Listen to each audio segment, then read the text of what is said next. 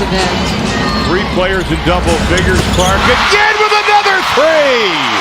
So yesterday I caught the Indiana Fever game versus the Dallas Wings. By the way, no Sheryl Swoops on the call for the Wings yesterday. That being said, I thought as I was watching the game, especially the second half of the game, North America, it just became so blatantly clear to me that the winner of the WNBA Rookie of the Year could be crowned today. It is absolutely Caitlin Clark at this point, North America. Now, if you're new to the Underrated Pod, please go ahead and subscribe. And of course, like this video, we're 1.2 million views in on the channel. Thanks so much for all of your support. Now, here, I'm going to go ahead and make the argument for Caitlin Clark, even though I don't think I should have to at this point. I mean, the Chicago Sky are on a losing streak, and the Indiana Fever have moved into 6th spot in the playoff positions at this point, and are just looking like such a strong basketball team. But over the last 12 games, Caitlin Clark has actually averaged 23.4 points a game. She is shooting 47% from the field. That right there, my friends, is second best in the WNBA. Now, she has been leading the WNBA in assists, and that number seems to sort of go up game after game. She is now up to 10.6 assists a game.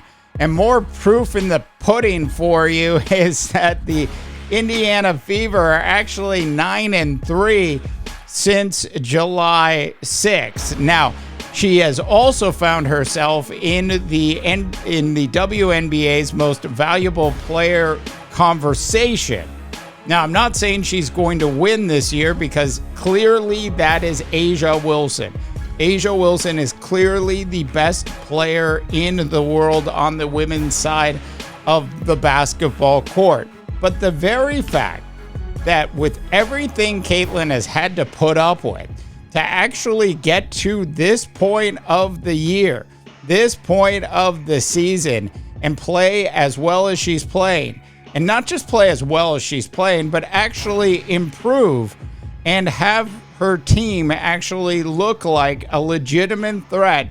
Now, I'm not going to say they're going to win the WNBA championship this year, but certainly you must be afraid that the Indiana Fever certainly seem to have enough talent to actually go deep in the playoffs this year. We know what Kelsey Mitchell is doing. I mean, Kelsey Mitchell yesterday versus the Dallas Wings, Kelsey had over 30, Caitlin had 28. We know what Hull has been doing. We know what the entire, Christy Sides has had about 3 weeks of not being criticized by people. Ultimately, I think this team is totally heading in the right direction. Now, if you think I'm wrong and you think, well, Angel Reese should actually win this year's WNBA Rookie of the Year award, just look at the records over the last couple months. It is clear as water is wet that Caitlin Clark is this year's WNBA Rookie of the Year. All right, North America, I want to hear from you. Please go ahead and tell me what you think. Drop your comments in. As I mentioned, the debate is over at this point. All right, that's it for the Underrated Pod today.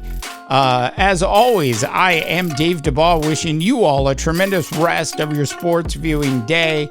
To the cool new music we go. This is Phoenix.